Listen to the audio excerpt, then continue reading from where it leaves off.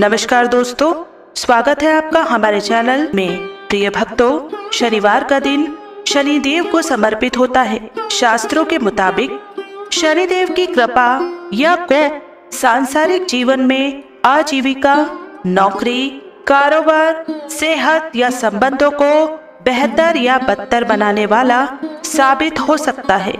ज्योतिष शास्त्रों में भी किसी व्यक्ति की कुंडली में शनि की कमजोरी, दरिद्रता, अभाव या पीड़ा देने वाली मानी गई है। शनि के ऐसे अशुभ प्रभावों व नतीजों से बचने के लिए शास्त्रों में शनि पूजा, व्रत और मंत्र जप द्वारा शनि उपासना का महत्व बताया गया है।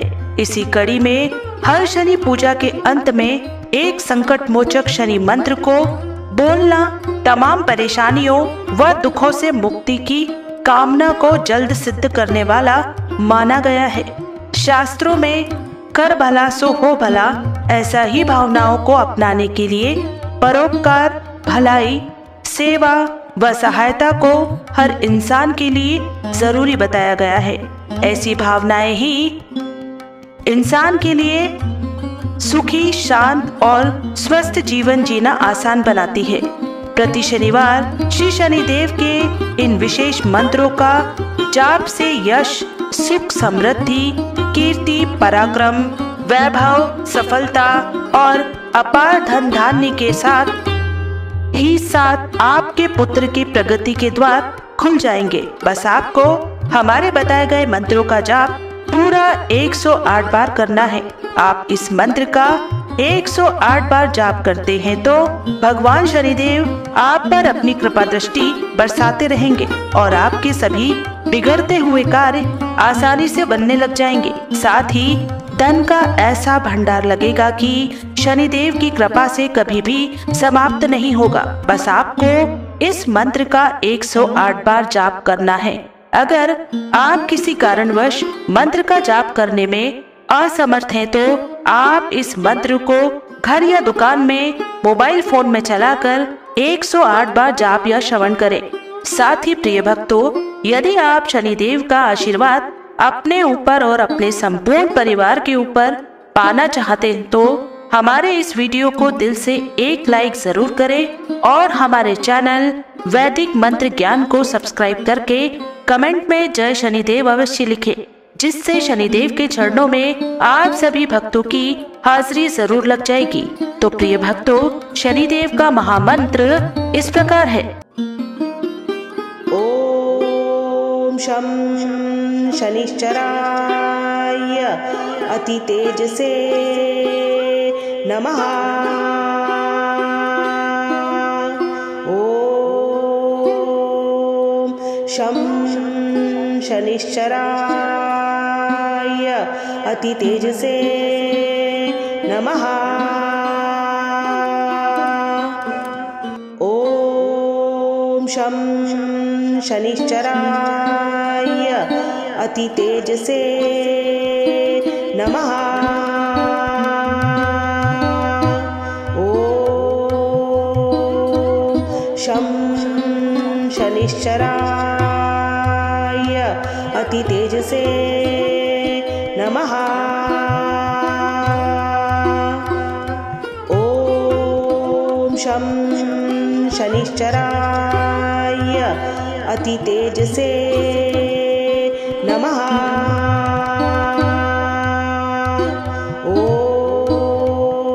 ओम शं शनिश्चराय अति तेजसे नमः।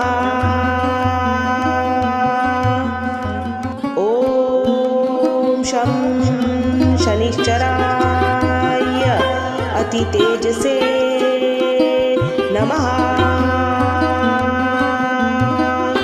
ओम शं शनिश्चराय अति तेजसे नमः। ओम शं शनिश्चराय अति तेजसे नमः। ओम शं